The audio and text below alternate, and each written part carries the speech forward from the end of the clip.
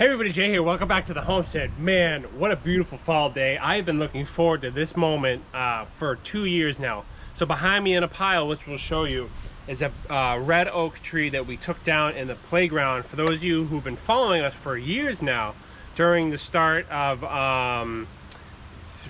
March of 18, we decided to clear and cut. This is when the channel was really small.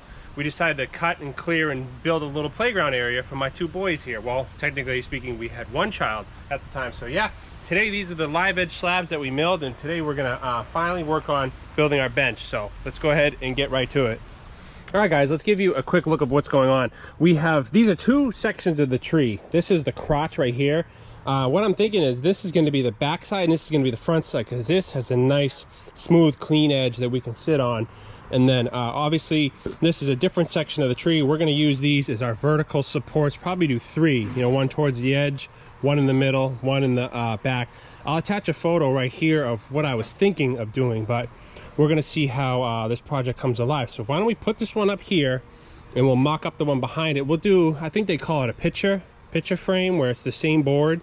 So we're going to do this piece on the bottom, and the subsequent one underneath it will be the back, and then these would be our legs. So yeah, let's have some fun with it. Let's see where we end up. I'm looking forward to it.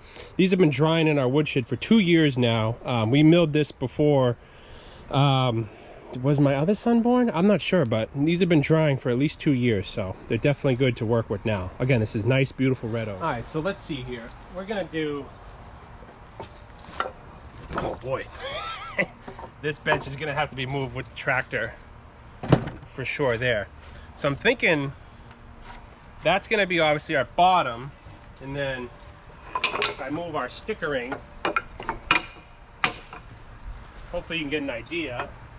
I can't do that. I'll have to wait till Dad comes out here. But let's start working this. Let's start sanding this real quick while we're waiting for Homestead Jim to make an appearance. Let's start cleaning this up, and then yeah, we'll go from there. What we're going to be using to sand is 100 grit to start. And then this is a Makita GV 5000 5-inch disc sander. This is obviously a quarter one. This thing absolutely screws. This is what we use to take out the creosote in our outdoor boiler with the 3M pads here. So needless to say, we're going to use this on. This section here is a little wet, but the sun's out, so it should dry quickly. So we'll start this way and we'll work our way down. Set you guys up on a little time lapse. I just want to knock the edge off this piece and the back piece, and then we can probably, Dad and I can probably rough build, calculate what we need as far as framing it and getting it all together, and then we can probably sand and stain it at the end. So either way, we'll take you along. So let's have some fun.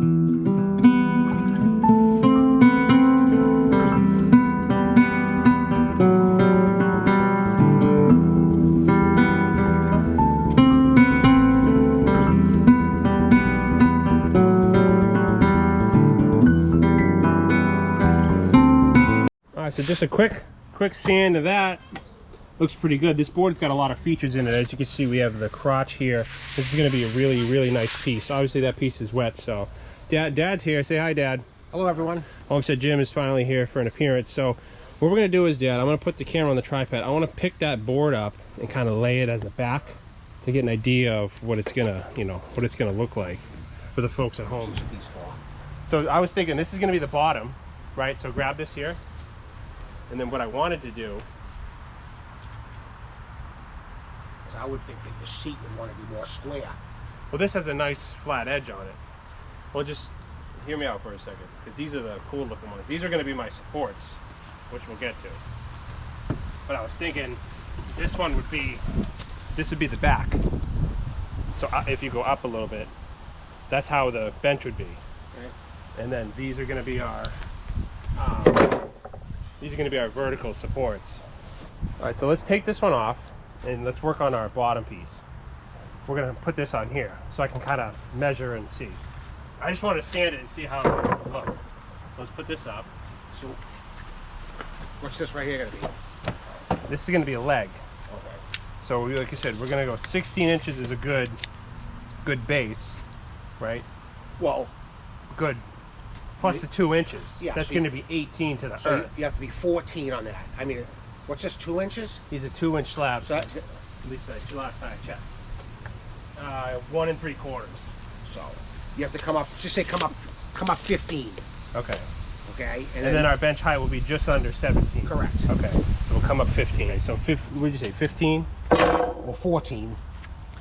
Oh, you go 15. Yeah, 15. So we'll do 15 there. And then we'll do...